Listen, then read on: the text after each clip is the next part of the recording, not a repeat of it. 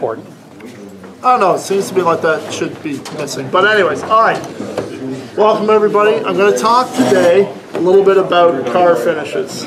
Now, a lot of people when they build cars, they build fully detailed engines and beautiful chassis, and I mean, it's wonderful, and I'm a person who believes in building it however you want. But the best wired engine and all that other stuff doesn't matter if your finish is orange, peely, or crackly, and it just looks like you spray bombed it and walked away.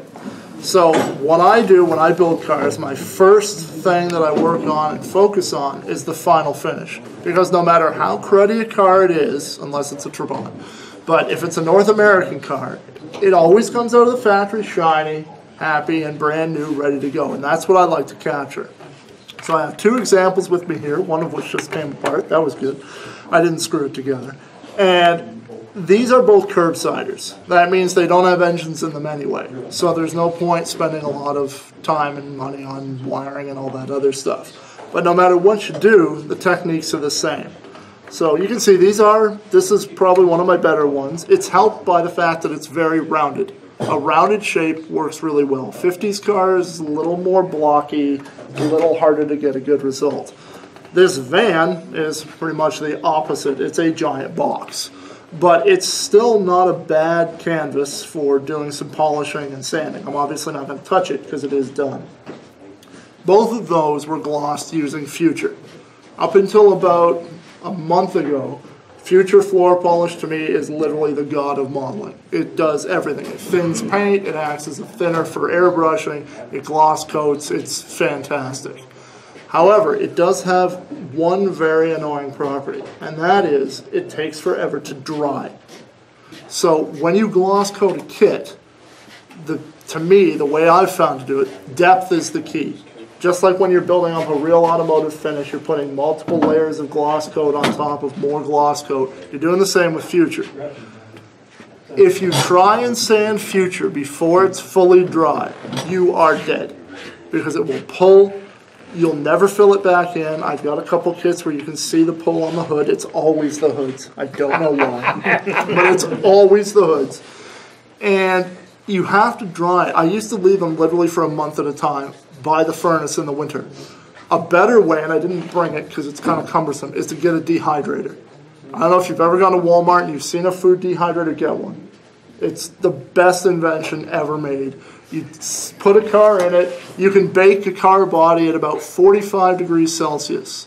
Not a resin body, but a styrene body. And that'll harden up your paint, it'll harden up your Future, and it'll do it. You can harden up Future in a couple days instead of a couple weeks. Leave it on 12 hours a day. But recently, thanks to you guys, all of you guys showing me new products and stuff, I came across this. And this, they're not paying me to say this Alclad 2 Aqua Gloss is the be-all and the end-all of gloss coating products. So number one, unlike Future, it doesn't dull the Alclad chrome and metal finishes. It doesn't. It's also tough as nails. It makes Future look like that wimpy kid you just push out of the way in the hall. This thing is really, it's a brute. You can not just sand it, you can grind it, and it will survive. And it also, being water-based, doesn't have a bad odor, and it dries fast. So I can gloss coat this car, which I did to get ready for this presentation. I glossed it super heavily. And where that would have taken 5 days to dry, it was ready within 3 hours to be ground down and gloss coated again. So Adam, where are you sourcing your Alclad? I am kind of an Alclad whore. I will get it where I can get it. We don't sell it in London, to my knowledge. I picked this up in Hamilton. Has anybody ever had any dealings with Sunward in Toronto? I have. And? No problem. Oh, that's good. I being the not shop online person, I kind of just pick it up when I see it. I've got 3 bottles. The other good thing about it, though, is it goes a long way. Yes. So you don't need a lot of it. It also cleans very well. Yes, it does. I just a little bit of water. Throw some water or Yep. a bit of airbrush cleaner. Don't It's like a water-based. It's great. run lacquer thinner through it. They No. say not to. They were serious. They were very serious about that. Yeah. Pamphlet hobbies are from all curious. Lots of guys have it. I don't know why in London we don't, but it really is great, and it doesn't have much of a smell either. Do you dilute it when you spray it, or is Nope, it straight up? pour it Straight thick, out. pour it straight out and hose it, and you're good to go. Now, I chose this body because, first of all, it was a test meal I'd used before, and it was in pretty bad shape. And it's got some nice flat panels to show you some sanding. It's got a little bit of curves on here. But I wanted to dispel a popular myth. And one of the things people always say, and I'm probably going to get hate mail and everything else, is that you got to have the super beautiful, nice, almost glossy primer rubbish. You don't need nice, beautiful primer job. You need an acceptable primer job. No runs, but it doesn't have to be sanded and polished and all that other crud. The way I do cars is, it's only the last coat that counts.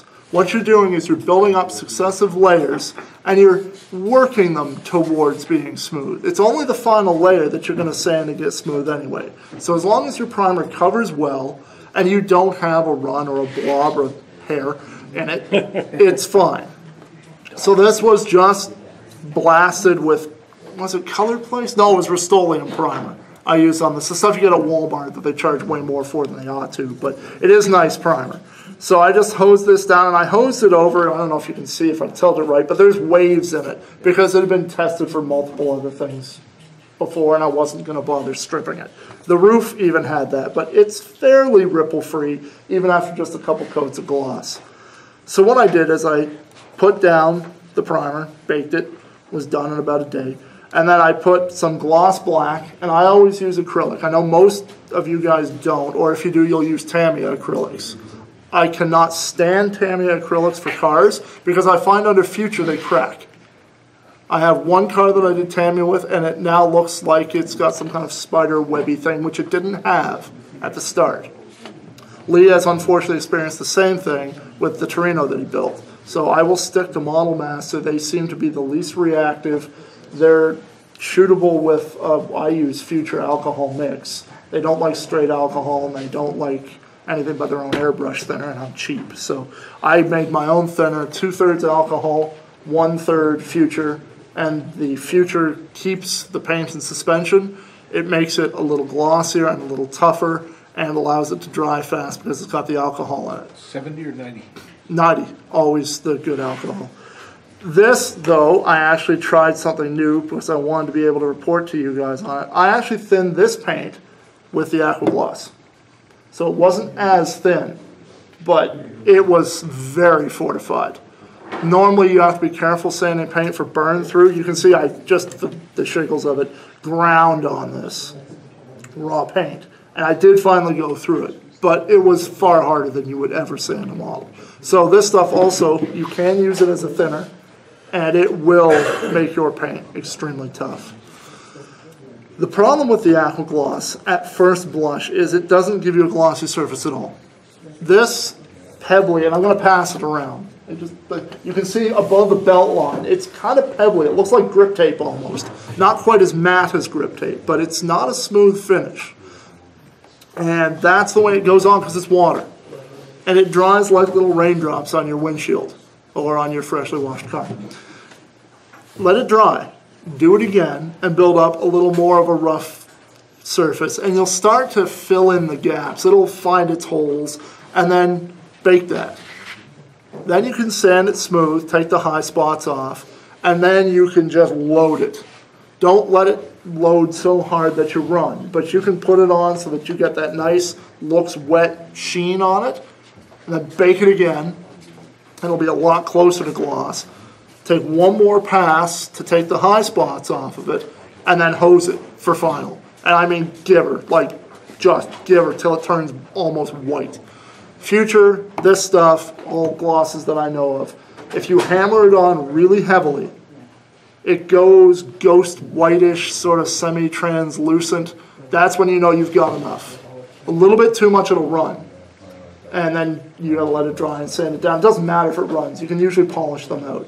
But a little bit of practice, you'll find where that run thickness is, and you want to make as thick a shell as you can. What are you using for polishing? For what? Polishing.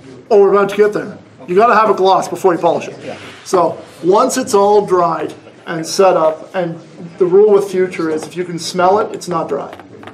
Just isn't. If On the other hand, you use this stuff, you won't smell it after a few hours. That literally does mean it's done. So the slight odor that this has, it'll disappear and you'll be good to go. So when it comes time to sand, whether you're doing the high points or you're doing the final sand, I use these things. And they are Detail Master polishing cloths. Now I know everybody's got their favorite sanding thing, and I'm not going to say these are better or worse than any other. They're just what I use. The one thing I do like about them is they don't seem to wear.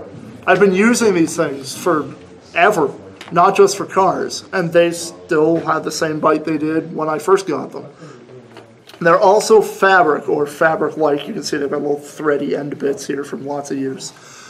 I find plastic-type sanding films have a very sharp edge, and if you're not careful, it can bite into the paint, no matter how hard your paint is. And when that happens, you're done. You'll never get rid of it.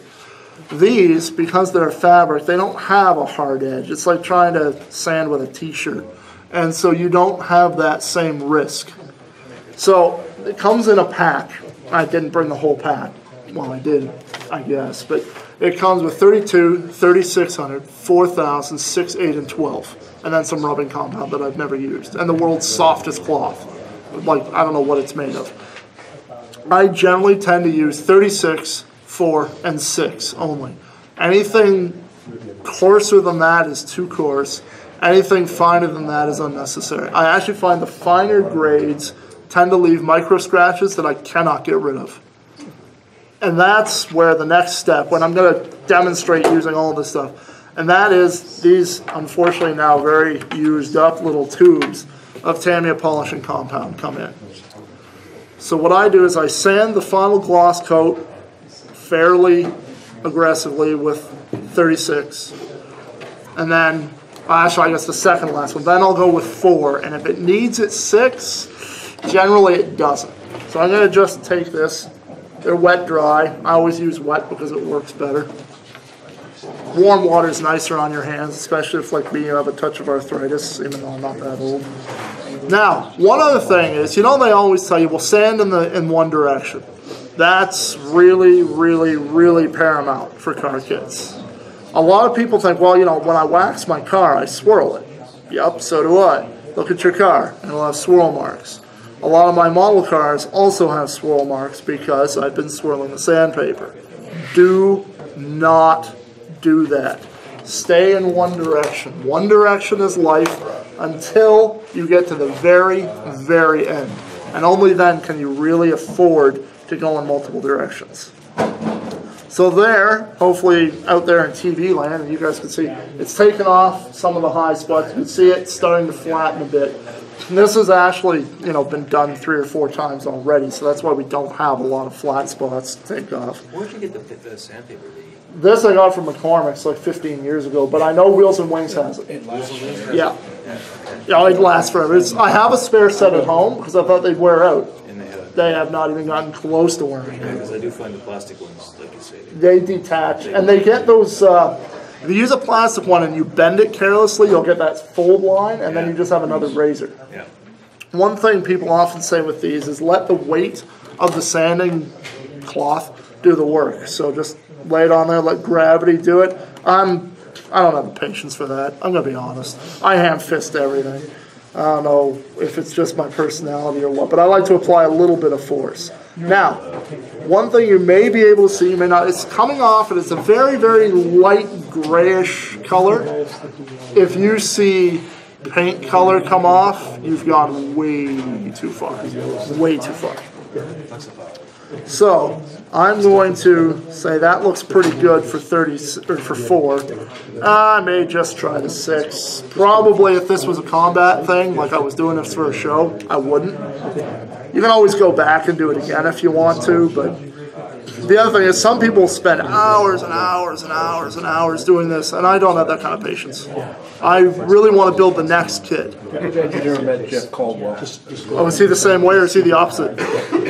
He put about 30 coats on everything. Oh, well, I want to make it look like I put 30 coats on it without having to go to all that trouble. Have you ever applied this technique to planes, like to 50s type?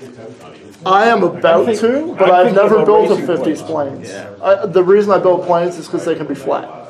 That's why I like building planes. But I have one I'm going to do as natural metal, and I'm going to try That's what I this was thinking. and see what it does. It should work. Because I got a Dayglow V52 I'm working on, I'm thinking of Oh, something. yeah, you'd want a really high shine on Yeah. that. This should work. There's no reason it shouldn't. Yeah. So it's not going to be perfect, but there is the first pass of the polishing triumvirate, shall we say. That's the sanding cloths. So it's kind of matte. Then what I do is, because I'm a pajama kind of person, I take old pajamas and hack them into flannel rags. I used to do this with my car before microfibers came along. Oh, one thing, I find microfiber is too coarse for use on car models. It leaves micro scratches again, and you don't want it. Flannel, way better. Now you'll see, or maybe you won't see if I'm out of camera range there, sorry, TV land again. I've got dots and letters and secret codes, and I'm sure the Da Vinci Code's in here somewhere. I just do this so I can identify what's what. One is first pass, second is 2 dots is second pass. P means polish, so don't use product on it. Novus 1 or 2 doesn't matter, and then P for final polish. So I'm going to start with number 1, and that is, I think this one, I've got to unroll it. This is not working fine. Okay, there are 3 kinds of Tamiya compounds. I think it's medium, fine, and finish. Don't worry about the coarser one, it's junk, it doesn't work. I don't find it works anyway. So I use the fine because I've already taken care of the coarse work with the sanding cloths. So I'm going to take my number 1 with no P and get it wet. When you're polishing a real car, like I wax mine about once a week, I always use a wet wax applicator. It's a lot easier to move the polishing compound around when it's wet. Doesn't have to be dripping wet. I probably have a little too wet. Just put a little daub on there like that. And again, one direction. So you just rub it. And it's basically just pasty sanding paper is all it is. And you just keep going. And you keep going with it until it essentially runs out. So you're just polishing, and you might do 2 or 3 coats like this. And I'm not like Barbara Childs or Julia Childs. Sorry, I don't have one in the oven done to show you, so you'll have to stick with me real time. You can see it gets watered down, and if you could feel it, it's a hard thing to describe. It really just feels like you're dragging a t-shirt over the surface of the car. You're not feeling a bite. The key with this stuff is when you feel the bite, you're in a bad way, because you do not want to feel that. Now you get it down to here, there's not a lot left, so you can apply a little more force. It's not going to hurt anything, hopefully. You'll probably wear through the edges on the trim. Chances are good that's going to be either flat black or chrome, so you're going to have some other thing to put on there anyway, so it's not a big deal. Now get down there where now I'm just moving water around. Okay, well if I'm just moving water around, why am I bothering? I take my number 1 with the P, and I use that to buff it off. You should wait until it's dry, just like on a real car, but just like my real car, I have no patience. So, let's just see how this turned out. It's not bad, it's not bad. So you can see, there's some scratches in there. That's unfortunate, but of course it's, live, so what do you expect? That's what the finish looks like. No, sorry, that's what the fine does. But don't just do it once, do it a couple times. Just doing it once is going to leave those scratches in there, and you're going to have a devil of a time getting them out. So, I normally do this 2 or 3 times, and I get a little more aggressive. You can probably tell by the pitch in my voice right there that it was a little different. But you just keep doing this. And I do it by sub-assembly. So obviously I'm doing the roof right now. And I'll focus on the roof. I'll get the roof done, and then I'll move over to the trunk, and then I'll move over to the doors. And it can take a while, like you're looking at a day or 2 to polish a car. But it's really nice work. I put on some tunes, get some iced earth or hammerfall. If you're not a metal guy, you can put on whatever you want. But metal's really good. Just don't get too into it, because if it gets too fast, you're going right through the plastic. That may be from experience, it may not. I'm just putting that warning out there. If you know you have a trouble spot, just like sandpaper, you can just focus your attention on it, like if you want to focus on this back corner. Just give her there a little bit. Starting to dry out, starting to get some bubbles and not a whole lot of anything else. So, not waiting for it to dry, because, Don't just wipe it off, though. Buff it off. Rub it off. Give it a good show. and just do that a couple times, go back and forth. And it should be starting to look a little bit better by now. You're still going to have this foggy look, and that comes from it being not quite dry. Once it dries completely, which you really should let it do, it'll go into a little bit of a whitish thing, just like a car paste, but that's when you know you can buff it off. So a couple passes of that, and then go to the fine. Now the fine is really, or the finish, sorry, I always miscall them. The finish is a very, very, very fine product. And it will give you less feedback. Oh, thank you. It will give you less feedback than the fine will. But that's okay, because you're really not looking for feedback here. You're just looking to keep applying. Please tell me there's some in this too. Really? There we go. Alright, this stuff is expensive too, unfortunately. I don't like that, but it is well worth it. There. Well, it's True not Adam that. Squeezing that last little bit. Just that little bit. That's why waste your time with Leave anything nothing else. on the table. Nope. I worked too hard for my money to throw it away. So, and it's the same process. I'll make them an honorary Scotsman. This one, you don't see the same sort of watery trails. It looks more like just a single plate of water that you're thumping away on. Come on back over here. And what's your experience like? For instance, before you started to do the wet rubbing like wet cloth, Yeah, did you find with a dry cloth it left more scratches? it did. It did? Yeah. And I learned a lot from working on my own real car, is that I always applied wax wet there. And when I tried doing cars dry and it scratched, I'm thinking to myself, well, wait a minute, this isn't how I do it in my real car. Why would I do a model car any differently? And is this a, oh, it's an LED. I was hoping that was a heat lamp so I could really dry this for you. But try and get this done. And hopefully it will reveal a much less battle-scarred surface than we had previously. And of course, we all know that black is a very good color for showing damage of all kinds. That's my Trans Am. Not this Trans Am, my real Trans Am.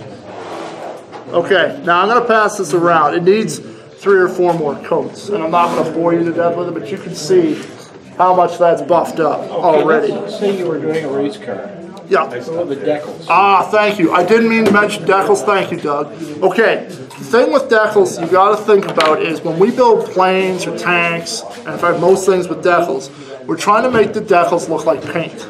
So we integrate them, right? So we lay down a little bit of gloss, put the decals, I heavily gloss them, sand them all in, then coat it. However, some decals on cars are actual decals. Some are paint. So like this street van is paint, or it's supposed to look like paint. So I did my best to fair in the decals. I can't pick it up because my hands are all full of this crud now. There we go. So I wanted this to look like it was a mural painted on. So I faired it in just like I would with normal decals, put a lot of gloss coat on it, and then polished over it as aggressively as I dared go, and did the exact same thing as I just did with the test mule. If, however, it's something like a race car where the decals are decals, or for example, if I'm building a model of my 80 Trans Am where the decal sits on the car and it does have a step, then all you do is you put most of your gloss down, sand it nice, then put one moderate coat over your decals. Not a thick coat, just enough that you can buff it. Do most of your buffing before you put the decals on. And then you'll still get that micro step, which will be very realistic for the real decal. Now the last step, sorry. Are these future? Those are future, yes. You can probably still smell them, and they've been built for years. No, seriously, I open my shells, I'm like, oh, future attack, okay. I'm not going to bore you with doing this, well, I'm going to take that off. But the last step is this. This is this Novus plastic polish. Most of you guys have probably seen this. It's great for doing windows. It's really good for doing windows, canopies, all that kind of stuff. Oh, I still use Future for canopies, even though I have this. I still think Future is better for canopies. There is a Novus 2. It's a little too aggressive. It's fine if you're doing a badly mauled window or something and you want to polish it up. But for cars, Novus 1 is all you need. So they say to shake it. I don't know. I've never seen solid particulate in there, but we'll shake it. And then I take my Novus cloth and I just get it wet. This is the only place you change direction. This, I do a single direction first. So I'm going to polish out whatever micro scratches are in there, and it won't do it this time because I haven't done a good enough job with the fine stuff, well, the finish. But that's okay. This stuff stays wet forever. I don't know what it is or what's in it or what weird Nagahide animal they had to kill to make it. But it stays wet quite some time, and that's okay. That gives you a long working time. That's one of the reasons it works so well. Keep going with it. I'm already down to the red on the TA. That's impressive. Keep going. I had some red paint on this at one point as a test mule. Now, it's starting to pull. So, okay, stop. When you feel it start to resist, whether it's these Tamiya ones or the Novus, just hold. Because then you're gonna start burning it with the cloth. You don't want that. So I let this dry for a sec. Oh, you can see some of the white is showing up there. It's going to dry. I just use the other end, the buffing cloth. Just buff it out. This comes off really nicely. I love this stuff. Looking not too gross. I'd probably still fail it in a show, but that's all right. Now you do a swirl coat. Once you've done it once in one direction, you can go full auto body waxing swirlies on it. And you just keep doing it. Now, one thing about the Tamiya compounds that I'll mention while I'm getting my swirl on here, and that is it gets everywhere. Because you're using it wet, it liquefies and it runs into the door cracks and the trunk cracks and all the other things. What I do to get it out is I take some Novus 1, I squirt it onto the end of a soft paintbrush, usually a real hair one, like a horsehair paintbrush or something. I just gently flick it out, and whatever's left, if there's a tiny bit left, oh god, I keep dropping that, thanks. What I do then is I just go over those seams with Future. Just take the smallest, like a 0 brush, and just run it along the seams of the doors and everything, and it will make whatever little residue of this stuff is there disappear. 5 minutes. Yeah, you'll never notice it. So this is pretty much going to be it. It's starting to pull. I'm going to take this unused cloth that apparently likes to eat floor and buff it out. And I'm going to buff it in circles as well. I put it on in circles, I take it off in circles. You put it on straight, you take it off straight. That's the rule I've found. I'm sure everybody out there, yeah, pretty much. And this again, it comes off so nicely. It's just awesome. I'm already looking at this going, all right, I got to redo this because there's a couple big scratches, but it went on over some pretty rough paint. So I'm going to pass that around. You can see the Novus 1 has a couple other benefits too. It says on the back, gently cleans all plastics, blah, blah, that resists fogging, repels dust, and eliminates static. It's also like a very, very, very thin layer of wax. I'm fairly greasy. I have oily skin. So when I pick up a car key, you'll notice I'm almost always like clawing it by the windows or trying to minimize surface contact area.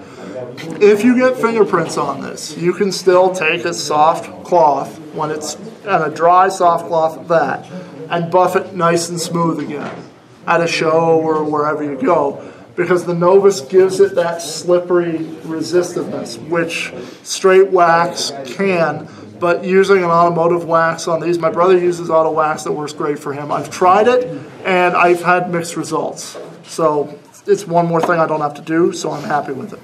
You guys at Cadillac Plastics will do some of that for if you get scratches or blemishes on the display, the acrylic display. Oh yeah, it's great for that. It's also really good if you have scratched up CDs or DVDs.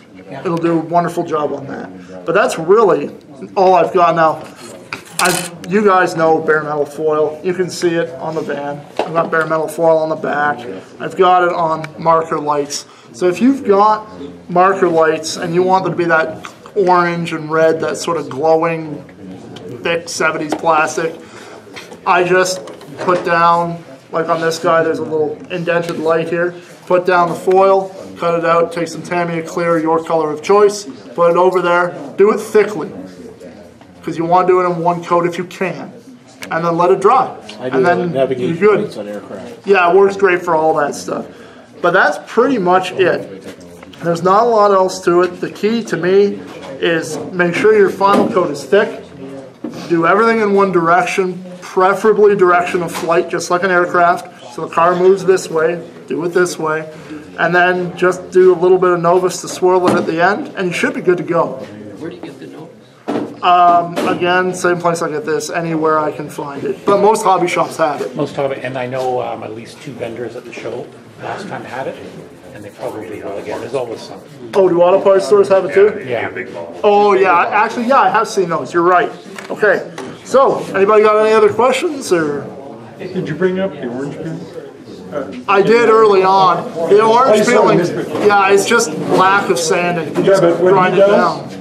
If you have orange peel on the paint, right, the way that Adam did that, like taking sandpaper, should very, go very away. fine sandpaper, and then working Yeah. through it, and then into the polishing, it will go. If some people think it's ruined, oh my God. Oh, no, you can always pull it out. Yeah, all right, pull it out. Thank you very much, Adam. No problem. Thank you very much for listening, watching, or whatever you're doing.